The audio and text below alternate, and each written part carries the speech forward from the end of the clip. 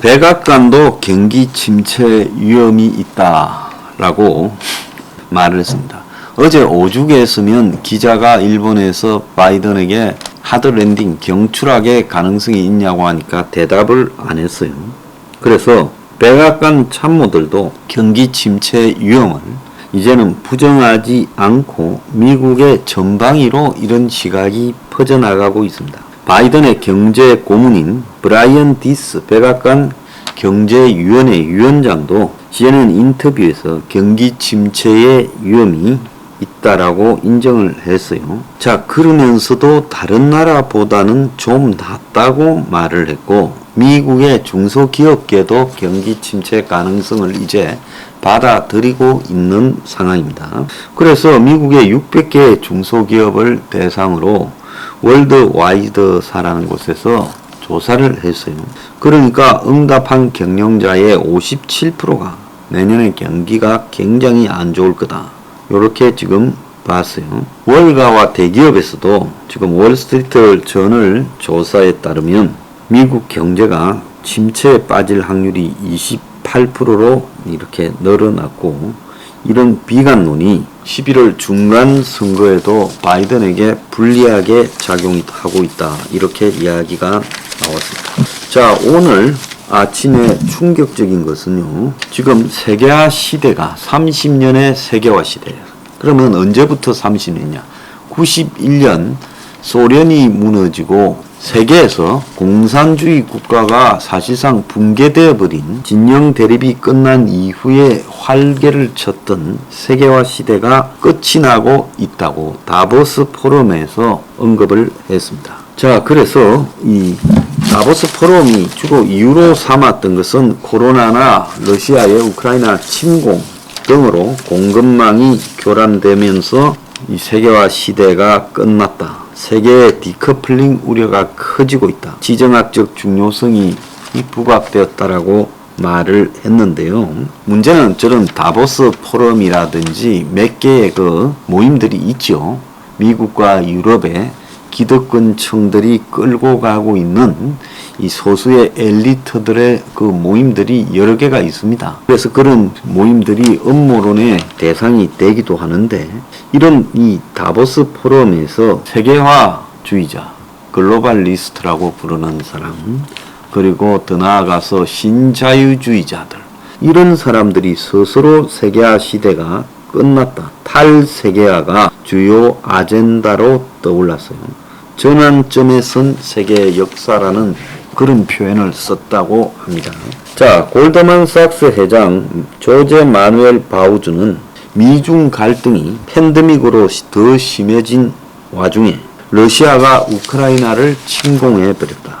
이런 움직임은 세계의 디커플링 우려, 즉 세계가 서로 커플, 연결되는 게 아니라 단절되는 우려를 더 키워버리고 있고 온시오링, 리시오링은 자기 나라로 다시 돌아가는 거고 온시오링도 리시오링 비슷하게 국내로 제조업을 다시 끌어들이는 거죠.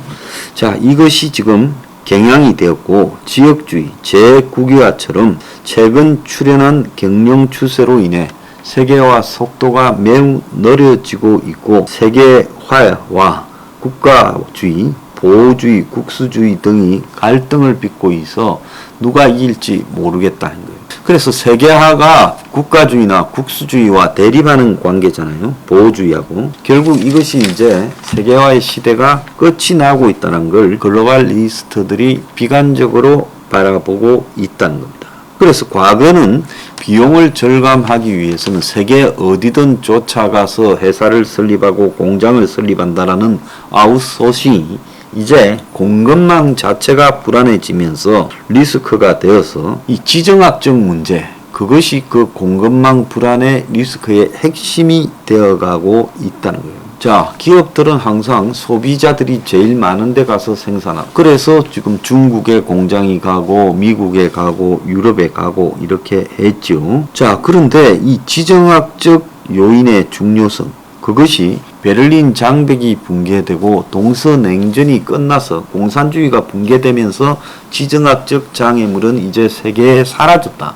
경제적 요인만 중요하다라고 생각을 했는데 사라져버렸던 지정학적인 요인이 다시 등장을 한 겁니다. 그래서 이 온쇼링이라는 단어가 지금 최근에 급격하게 유행을 하고 있다는 거예요. 그래서 자국 기업의 국내 아웃소싱 확대와 재국유화, 지역화가 기업의 최신 경향이 되어 간다. 그래서 기업들이 오프쇼링이라고 이제 해외로 나가서 다 소비자 옆에 물류 비용을 최소화시키고 임금이 낮은 곳에 기업을 배치했는데 해외로 나갔던 기업들이 자국으로 돌아오는 리쇼링에 더해 이제 니어쇼링, 인접국의 생산 라인을 분산시키는 거예요. 유럽이나 미국 같은 경우에는 뭐 미국은 멕시코나 캐나다, 뭐 유럽은 프랑스 같으면 이 벨기에 이런 식의 이야기겠죠. 또 브랜드 쇼링, 외교 관계의 갈등이 전혀 없는 그런 이웃 나라에 공장을 배치하는 그런 흐름까지 생기고 있다는 겁니다.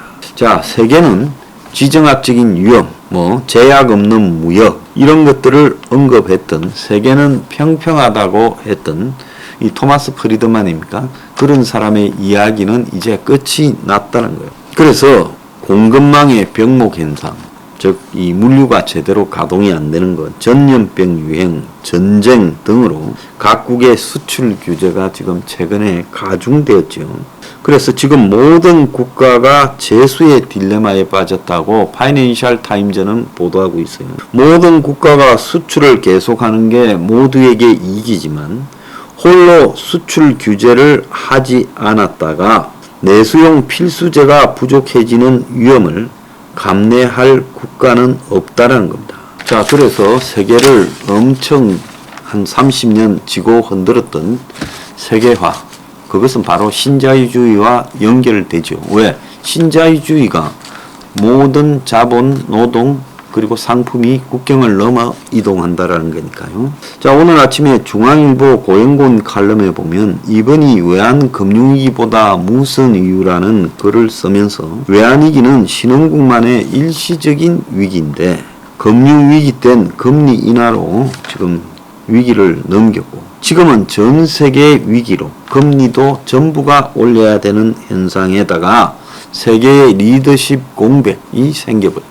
자, 미국이라는 나라도 지금 자기들도 버티기에 급급하고 있다. 그래서 V자형 회복이 어려울 거다라고 이야기를 하고 있습니다.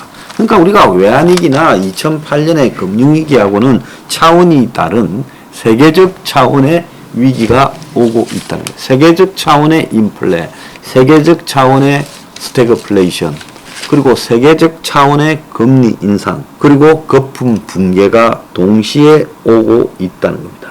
자, 그래서 이 칼럼 끝에 보면 먹고 사는 문제가 심각해지면 진보 보수, 영남 호남, 남녀노소 이런 게 다 무슨 소용이 있겠느냐라고 이야기를 하고 있습니다. 보통 경제 위기가 오면 V자로 반등할 거라고 보는데 이번에는 이 V자 반등이 불가능할 거다라고 다들 예측을 하고 있습니다. 자, 오늘 아침에 언론에 보면요, 새 억만장자가 한 명 나올 때 극빈청은 100만 명씩 늘어가고 있다고 이 옥스팜이라는 단체에서 국제구호기구죠, 이 발표를 했습니다. 2020년 이후 2년간 세계 억만장자들의 수가 573명이 늘었는데 총 자산은 1경 7296조에서 1772조가 늘어났는데 지난 23년간의 전가치를 모두 합친 것보다도 더 늘어났다. 그러니까 최근 2년 만에 늘어난 자산이 23년간 늘어난 억만장자들의 자산보다도 늘어났다. 그래서 자산 증식 속도를 보면 30시간마다 새 억만장자를 하나씩 탄생시키고 있고 이들이 지금 세계 GDP에 이 억만장자 2668명이 세계 GDP에서 차지하는 비중이 14% 정도 돼서 3배 이상 늘어났다는 거예요. 언제 비교해서? 2000년에 비교해서요. 자, 그래서 이렇게 떼돈을 벌이고 있는데 이 사람들은 전 세계적으로는 33시간마다 100만 명의 극빈자가 늘어나고 있다. 그래서 세계가 극단적 양극화로 가고 있다는 거예요.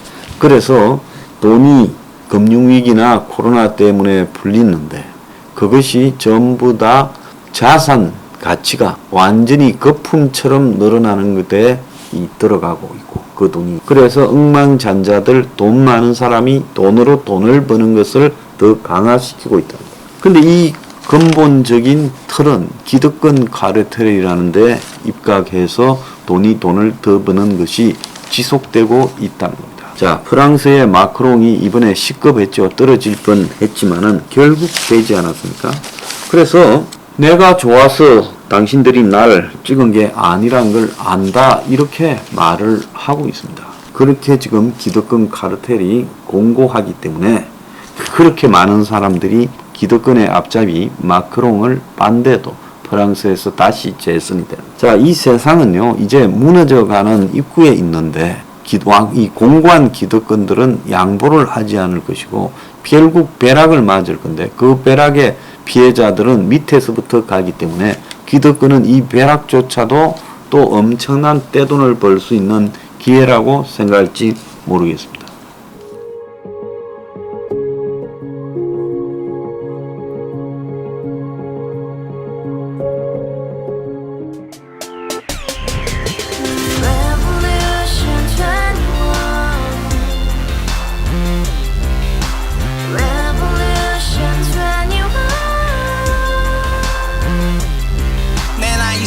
월세 30 코인빚만 300 서울에 온지 벌써 10년 아둥바둥 버텼지만 여전히 난 반지 하에 제왕 곰팡이 연문제약 내 미래는 깡통망통 완전히 폭망 고시원 창문만큼 작아진 내 꿈 연애 결혼 내 집 모든 게 헛꿈 1년 전 떠난 여친 울며 말했지 같이 써봤자 평생 가본 게 꼭꼭꼭하지 가바후스 700 나도 소유주